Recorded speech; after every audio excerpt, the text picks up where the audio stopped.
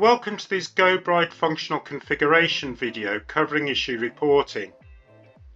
Issue reporting is used to provide users a way of feeding back on specific pieces of Office technology if a fault is discovered. This feedback may be sent directly to an IT team or a facilities department, for example. Issue reporting consists of a provider and items that are categorized within different groups. Let's have a look at how issue reporting works before considering the configuration of the solution. Well, if I'm in my Office environment, I might want to report as a user an issue with a desk. So if I go down on my floor plan and I go to a desk and I select, then in this case through the profile of the desks, issue reporting is enabled and we can see there's a flag, and if I hover over the flag it tells me I can report an issue. So let's select, and we've got different types, so we have an amenity or we have an environment. More about creating those later. And it's going to be an amenity in this case, and out of my amenities that are available it's going to be the touchscreen. And I provide some information as the user.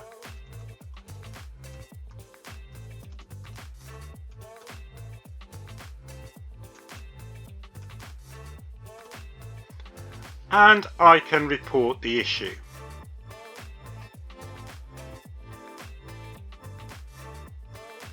And if I close that down, as a user reporting the issue, then that's all I need to have done.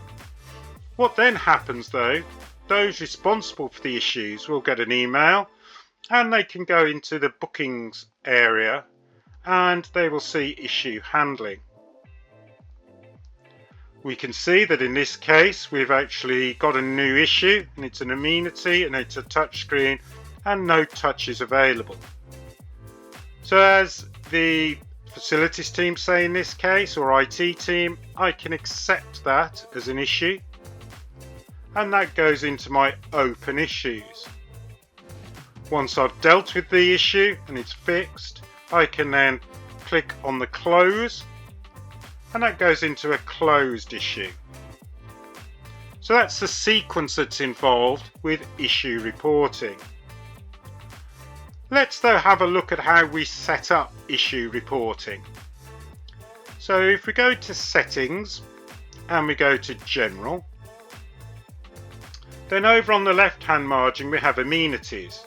We have other videos on amenities, how to create amenities, but in this case we've got some amenities for desks, for instance, so a sit-stand desk, a MacBook, a silence area, and you can see the touch screen that I reported the issue on. If you need to create a new amenity, then we can go up to add. We can also create environments.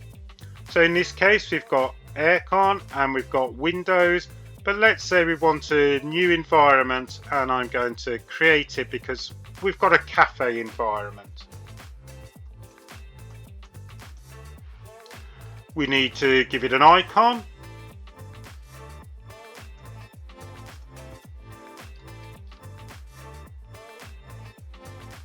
And we're going to say this is more for rooms. We'll also have it as desks as well, and we'll save. So that's now added in as an environment. You then have your issue handlers. So our issue handlers, we've got an issue handler for rooms, we've got an issue handler for desks, aircon for instance in our examples. So if we just demonstrate through one of these examples, so if I go for desks, you've got the name of the issue handler, and we're always going to send a notification,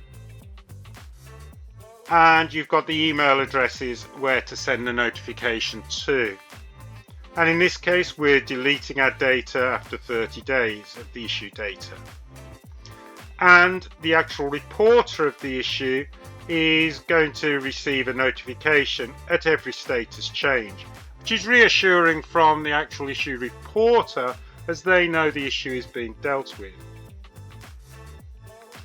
If you did want to create your own, then we can go to add, and you can be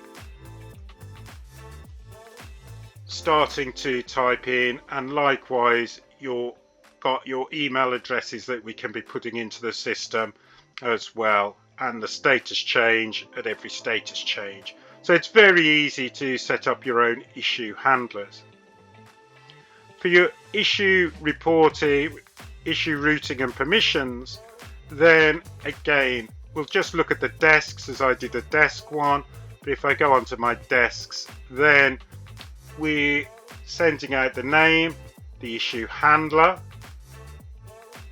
and also the priority that these issues might be dealt with, and the space that we have, so whether it's a room, desks or parking, and it's allowed for all locations or just particular locations. If you're a multi-office site, then you may have different teams looking after particular offices. And again, whether it's to all environments or all amenities. So your issue routing and permissions, you can have several of these as we've got in our example here. To make those work, then I'll take again the desk scenario. So I'm going to go into work, and within profiles of the work, then we're going to go into a desk, and you can see the profile here, we've got issue reporting enabled. So that allows for that flag to come up on the desk information screen that I showed earlier. So there's several components as far as setting up issue reporting. There's making sure those responsible are familiar with the issue handling area, and to get issues into there, then it's into the general, and you're creating your amenities, environments, the issue handlers and the issue report routing and permissions. And also you've got to remember that the profile of the desks or meeting rooms or parking spaces also need to be adjusted to actually show that issue reporting is enabled. Thank you for watching this GoBright functional support video. If further support is required, please go to our website gobright.com and visit our help centre.